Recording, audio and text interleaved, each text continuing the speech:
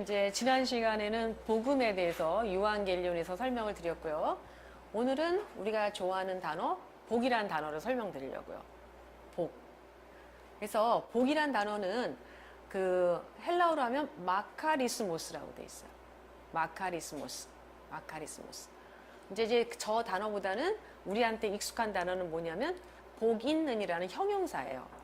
그래서 마카리오스. 이제 복이 많이 나오는 단어가 여기도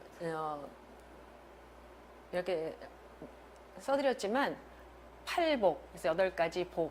우리한테는 이제 복하면 그게 이제 제일 먼저 떠오르겠죠. 근데 복이란 것이 그냥 뭐냐? 제가 이제 한글 성경을 보니까 삶에서 누리는 좋고 만족할 만한 행운 또는 거기서 얻는 행복 이렇게 돼 있어요. 좋은 거죠. 복하면 좋은 거. 우리가 다 뭔가 소망하고 그런 게 좋은 상태를 복이라고 하는 거거든요. 좋은 것을. 근데 성경에서 말하는 복은 과연 무엇일까? 이제 이 단어를 통해서 우리가 알아볼 수가 있는 거죠.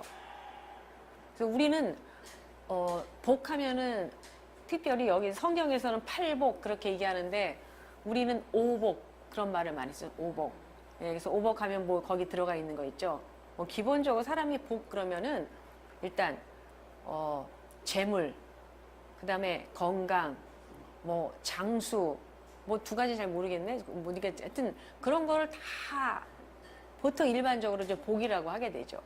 그래서 삶에서 누리는 그런 행운이라고 이제 그건 아주 뭐 공통적인 정의가 되겠죠. 보통 사람들도 복하면 다 그런데. 이 마카리스모스라는 단어, 그 다음에 복 있는이라는 단어가 가지고 있는 헬라어의 의미는 조금 다르다 그랬어요. 물론 그건 똑같아요. 삶에서 누리는 그 참 만족한 어떤 행운, 행복 그런 건 똑같은데 한글이 표현하지 못하는 다른 게 있어요. 그거를 알아보려면은 이 복 있는이라는 이 단어가 일반 헬라어에서 어떻게 쓰였나를 생각해 보면은 헬라에서 말하는 복은 어떤 것이었구나, 개념이 뭐였는구나 그걸 알아볼 수가 있겠죠. 그러면 복 있는이라는 단어는 그냥 행복한, 복된 그런 뜻이에요. 맞아요. 그런데 헬라에서는요, 이 마카리오스, 행복한이라는 이 형용사가 누구에게 쓰여졌냐 하면 첫 번째,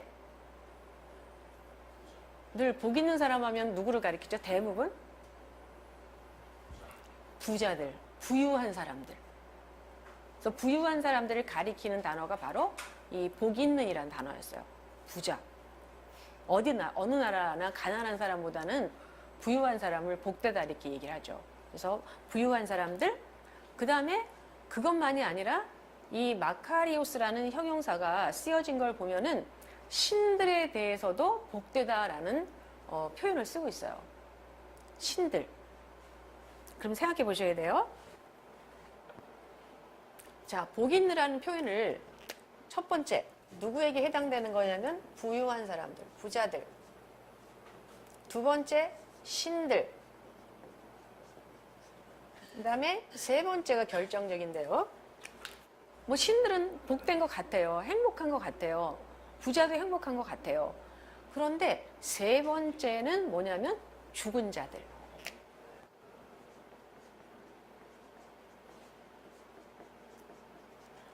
그러면 우리는 부자는 당연히 복 있는 사람이라 이렇게 생각할 수가 있고요. 신들도 좀 그렇다고 생각할 수가 있어요. 신들도 복되다. 불행한 신이라는 건 좀 상상할 수가 없어. 복 없는 신? 상상할 수가 없어. 그것까지는 이해가 되는데 세 번째 죽은 자들, 이거는 좀 이해가 안 되는 거야. 왜 죽은 자들을 복되다고 했을까?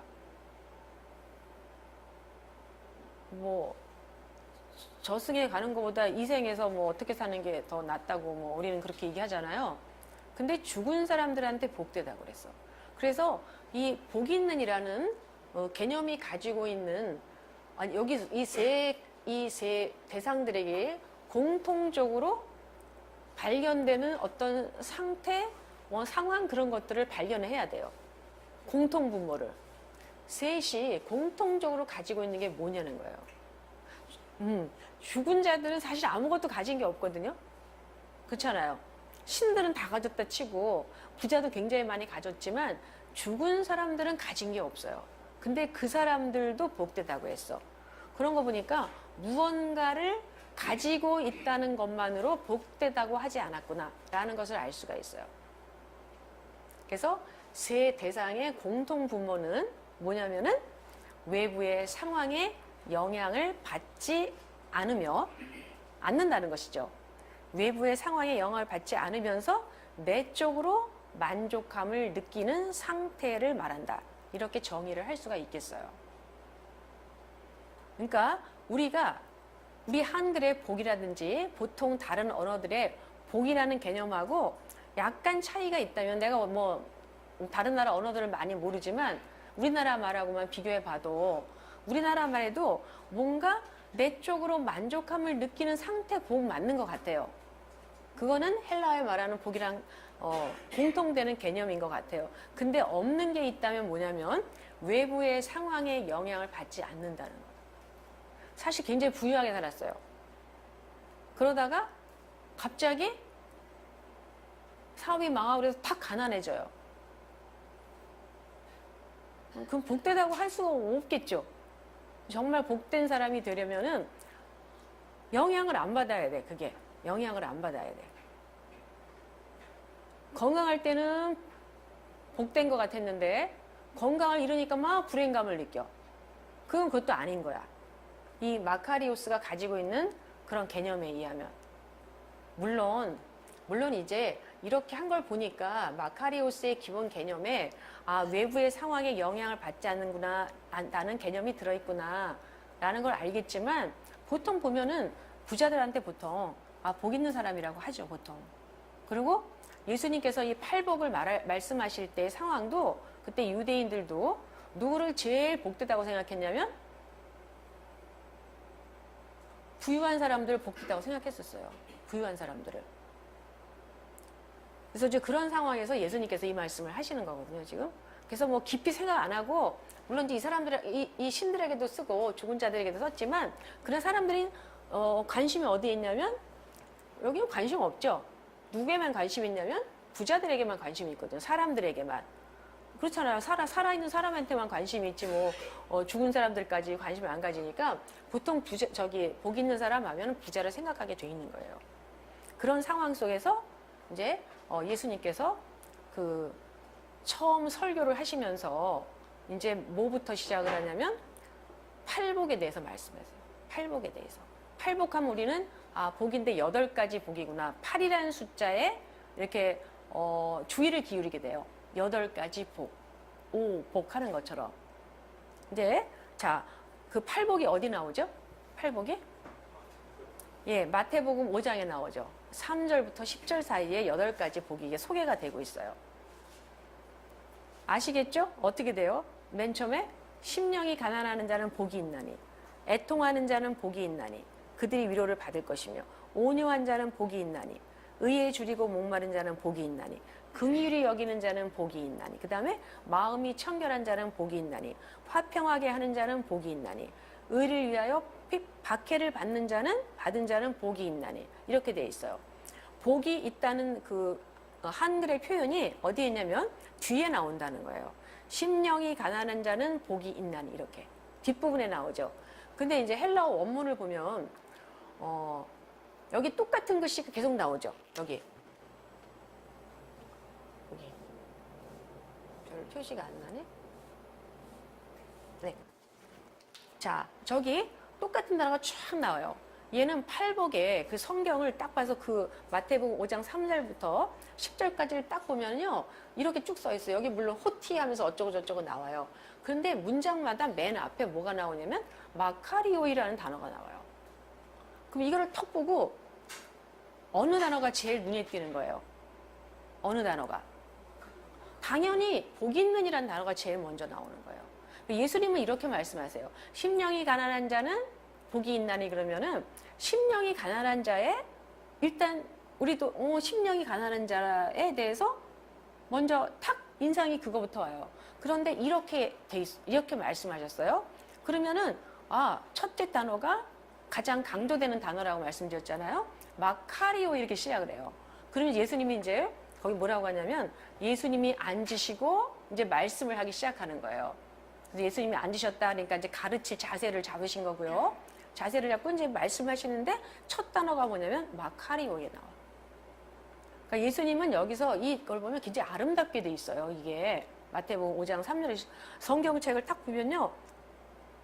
이게 헬라어를 읽을 수 있는 사람이면 딱 보면 마태복음에 여기 팔복에 정말 가장 중요한 개념은 팔이 아니야.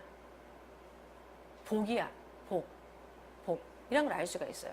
첫 번째 단어로 해서 마카리오이가 앞에 쫙 나와요. 그래서 굉장히 아름답게 문장이 이렇게 내용을 몰라도 이렇게 돼 있는 걸 볼 수가 있어요. 그래서 첫 번째 단어가 예수님께서 첫 번째 그 모여있는 사람들한테 입을 떼신 첫 단어가 복 이렇게 나오는 거예요. 사람들이 복에 대해서 관심이 다 많습니다. 복에 관심 없는 사람 아무도 없어요. 그리고 그때 유대인들은 그럼 보통 사람들은 다 누가 복 있다고 그러냐면은 부자들을 복 있다고 생각해요. 그래서 그렇게 생각하고 있는 거 무슨 사람들 얘기를 안 하든지 뭐 하든지. 그런데 그렇게 생각하고 있는 사람들한테 예수님이 뭐라고 하냐면 복이 있다 그러니까 무슨 생각을 하겠어요? 순간적으로 굉장히 빠른 시간에 그 사람들을 생각했을 거예요.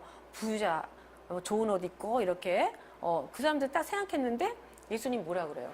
결정적이죠. 여기 마카리오이 호이프토코이 토 푸뉴마티 심령에 있어서 가난한 자가 완전히 뭐냐면 상식을 깨는 말씀인 거예요. 사람들은 마카리오이 그러니까 누구가 연상이 됐냐면 부자들이 생각이 났어요. 근데 예수님 뭐라고 그러냐면 가난한 자라고 그래요. 더더군다나 뭐 특별히 말씀드리지는 않을 건데 여기 가난하다가는 푸토코이란 단어는 그냥 가난한 게 아니라고 그랬어요. 거지처럼 가난한 거예요. 가난하다는 다른 헬라어 단어가 있거든요. 그거는 하루하루 벌어서 먹고 사는 남는 것이 없는 가난함에 대해서 쓰는 단어예요. 근데 얘는 그게 아니에요. 얘는 아무것도 없어.